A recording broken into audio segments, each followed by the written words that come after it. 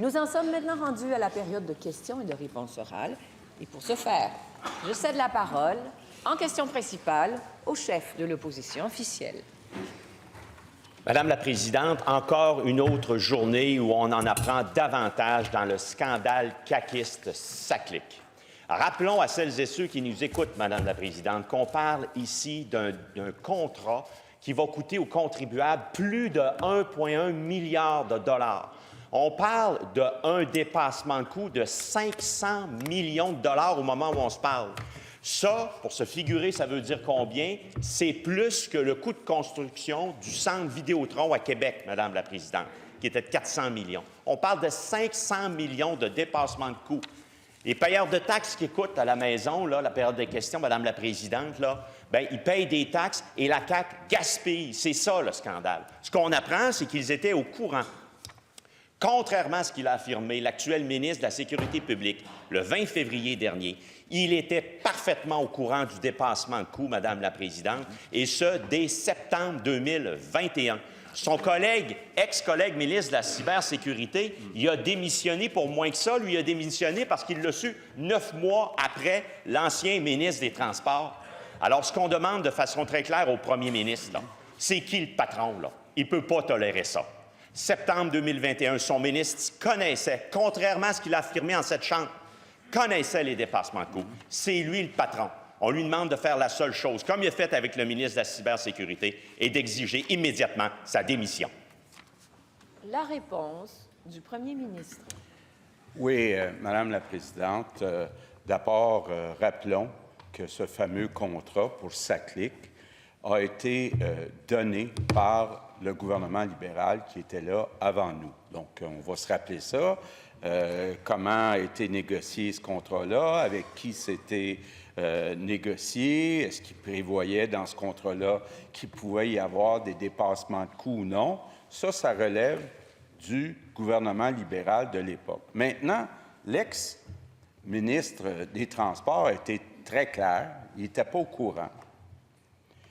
Et, Madame la Présidente, j'ai aucune raison de ne pas croire l'ex-ministre des Transports avec qui je travaille depuis plusieurs années. Donc, Madame la Présidente, le chef de l'opposition officielle a demandé une commission d'enquête publique. On a accepté de faire une commission d'enquête publique. Il a demandé que les résultats arrivent rapidement avant la prochaine élection. C'est prévu que les résultats vont arriver d'ici le 30 septembre 2025. Donc, Madame la Présidente, laissons le juge Galland et la commission faire son travail.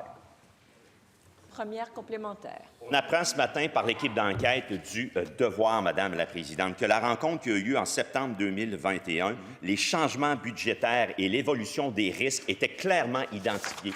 À cette rencontre-là, il y avait notamment Sébastien Lépine, qui était son chef de cabinet, qui a été pendant 2 mois le chef de cabinet de l'actuel ministre des Transports, mais qu'elle a jugé bon de congédier la semaine passée, Madame la Présidente. Pourquoi son ministre est encore là? C'est lui le patron, il doit démissionner. La réponse du premier ministre. Bien, d'abord, Madame la Présidente, le chef de cabinet, Sébastien Lépine, n'a pas été congédié. Maintenant, quand j'écoute la question du chef de l'opposition officielle, on voit qu'il dit une chose et son contraire. Il commence en nous parlant d'un dépassement de 500 millions. Puis sa deuxième question, il n'est plus dans un dépassement de 500 millions. Madame la Présidente, l'ex-ministre des Transports a été très clair. La vérificatrice générale a confirmé la version de l'ex-ministre des Transports. Laissons la commission faire son travail. Deuxième complémentaire. Présidente, c'est inexact ce que vient d'affirmer le premier ministre. C'est inexact que la vérificatrice générale aurait confirmé la version des ministres. Elle a dit même en conférence de presse, tout le contraire. Je n'ai pas évalué la conduite des ministres. Elle s'est arrêtée là. Son ministre, ce matin, questionné par les journalistes, n'a pas voulu confirmer la tenue de la rencontre. Il n'a même pas voulu confirmer la tenue de la rencontre en septembre 2021, où les coûts sont passés de 458 millions à 682 millions. Il doit démissionner. Le premier ministre. Madame la Présidente, je m'excuse, là, mais la vérificatrice générale a dit clairement que l'information qui a été donnée de 682 millions était une information inexacte, que c'était l'information qu'a reçue le ministre des Transports. Maintenant, la commission d'enquête publique va poser toutes les questions à tous les intervenants et c'est ce qui était souhaité. Puis je pense qu'on va avoir la vérité, Madame la Présidente, et on verra entre le Parti libéral qui essaye de salir un juge et de notre côté, qui a raison. Et attention de ne pas prêter des intentions. Troisième complémentaire. On se rappelle toutes, Madame la Présidente, le 20 février dernier, jour du dépôt du rapport de la vérificatrice générale, l'ancien ministre du Transport dit « On vous a menti, on nous a menti ». Madame la Présidente, à ce moment-là, il savait que c'était inexact ce qu'il affirmait, parce que la rencontre de septembre 2021, il a été mis au courant des dépassements de coûts. Alors, lorsqu'il disait, Madame la Présidente, « On vous a menti », le 20 février, bien, c'est lui qui nous mentait le 20 février. Monsieur le leader du gouvernement, c'est beau, je vais gérer ça. Je suis là pour ça. Vous savez très bien, monsieur le leader du premier groupe d'opposition, que vous ne pouvez pas dire ces mots. Vous les retirez? Voilà la réponse du premier ministre. Bien, Madame la Présidente, j'invite le chef de l'opposition officielle à relire le rapport de la vérificatrice générale. Elle dit clairement, article 24, la direction du programme a véhiculé comme information que les coûts étaient de 682 millions de dollars, sans dépassement de coûts. Les informations transmises ne donnaient pas un portrait juste de la situation. Madame la Présidente, maintenant, on va avoir l'UPAC, on va avoir l'Autorité des marchés publics, on va avoir le juge Galland qui va encore revoir ce que la vérificatrice générale a fait. Attendons les résultats.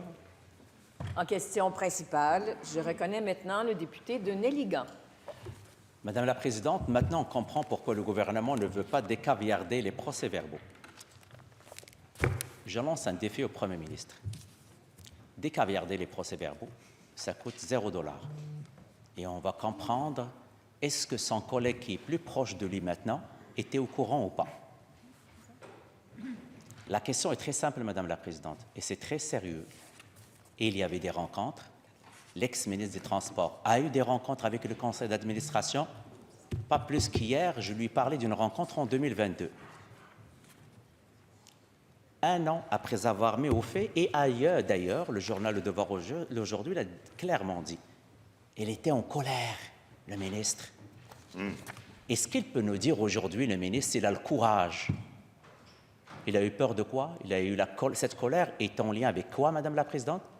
Qu'il se lève, qu'il regarde les Québécois dans les yeux, qu'il leur dit pourquoi il était en colère. Voilà. La réponse du ministre de la Sécurité publique. Je ne laisserai personne ici douter de mon intégrité. Personne et de celle de mon équipe. Personne. De la voix du premier ministre, de la voix de la ministre des Transports. Sincèrement, ça m'écoeure de me faire mettre des mots dans la bouche puis de ne pas être capable de me défendre. Pourquoi? Parce qu'on a décidé d'aller au fond des choses. Le premier ministre l'a mentionné. On a démarré une commission d'enquête pour faire toute la lumière sur ce dossier SACLIC. Je serai transparent. Je donnerai toutes les informations, les tenants aboutissants, respect du budget, respect des échéanciers. Et n'oublions pas une chose, comme le premier ministre l'a mentionné, tous les parlementaires, je suis un parlementaire. Le dirigeant principal de l'information, la population, la CAP, a eu des informations erronées et incomplètes. On fera la lumière sur ce fiasco, je vous le garantis. Vous connaissez le décorum. Pas de bravo. On écoute les réponses. Je veux entendre la... Silence. Je veux entendre la question. Première complémentaire. Madame la Présidente, je suis prêt à croire le ministre. Décaviarde les procès-verbaux. Décaviarde les procès-verbaux. Et une rencontre extrêmement importante en 2022, mai 2022. De quoi, Monsieur le ministre, avez-vous parlé avec le conseil d'administration? Présidente, Monsieur le leader, vous le savez, c'est à moi que vous devez parler.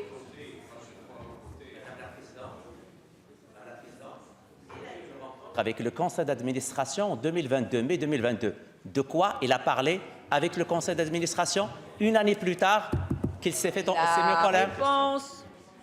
La réponse du leader du gouvernement. Madame la Présidente, le Parti libéral du Québec semble avoir des problèmes avec les commissions d'enquête. Hein? Quand est venu le temps de déclencher la commission Charbonneau, là, le Parti libéral s'est battu durant des mois pour ne pas faire la lumière sur les contrats de l'industrie de la construction. Nous, il y a un enjeu qui a été soulevé. On n'a pas peur de faire preuve de transparence, de donner tous les pouvoirs au juge Galland pour aller au fond des choses. La vérificatrice générale du Québec a eu accès aux procès-verbaux, à la totalité des procès-verbaux. Le juge Galland, s'il souhaite les avoir, il aura accès à tous les documents, il va pouvoir signer tout le monde, il va pouvoir faire la lumière là-dessus. Quel est votre problème avec les commissions d'enquête? Pourquoi vous ne voulez pas faire preuve de transparence au Parti libéral du Québec? La présidente, Monsieur le leader, c'est ce que je viens de dire. Je viens de lui dire, Monsieur le député de Nelligan, deuxième complémentaire. Madame la Présidente, je répète ma question. Vous voulez aller jusqu'au bout? Pas de problème. Décaviarder les procès-verbaux. Ça coûte 0 $ aux Québécois. On n'a pas besoin de recruter un juge pour faire ça. On va tout savoir, Madame la Présidente. On va tout savoir. Acceptez-vous le défi de décaviarder les procès-verbaux? Parce que, Madame la Présidente, il a eu des rencontres, il a eu des briefings, et malheureusement, il n'a rien fait, l'ex-ministre des Transports. La réponse du leader du gouvernement.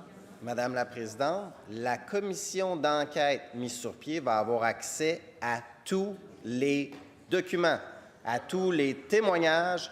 Il a le pouvoir d'assigner, Madame la Présidente, il a le pouvoir de faire la lumière. Il a l'entière responsabilité, autonomie, en toute impartialité et en toute indépendance.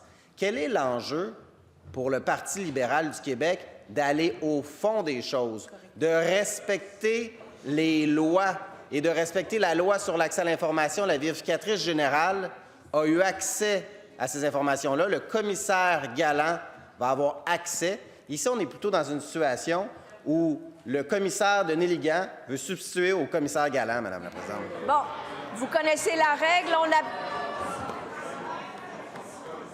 Article 32, décorum, gardez le silence.